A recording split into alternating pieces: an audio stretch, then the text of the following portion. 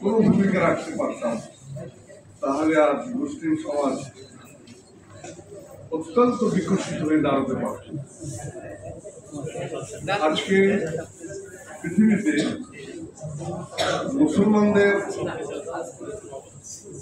সম্পদ অধিকতর থাকা সত্ত্বেও বিধর্মীদের ভাবে তারা পুতুলের মতো তারা চলছে এবং তারা মার খাচ্ছে।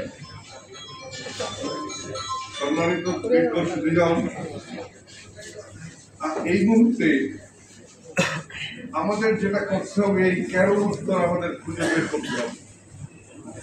আমরা এখানে এই ফাউন্ডেশনের কার্যক্রম 4 বছর শুরু হয়েছে, আমরাই বা কি করতে পেরেছি এটাও দেখতে হবে। এগুলো আমাদের এই সমস্ত অনুষ্ঠান যেন আনুষ্ঠানিকতার মধ্যে সীমাবদ্ধ না থাকে। এই শুনলাম গেলাম চলে পাশাপাশি গিয়ে আমি আমার কাজ করতে পারি, তাহলে আর এই কাজ আমাদের আর বিকশিত লাভ করবে না। দেখেন, আমরা এই জাকাতের বিধান কোরআন শরীফে দেওয়া আছে, এগুলো আমরা পালন করছি না।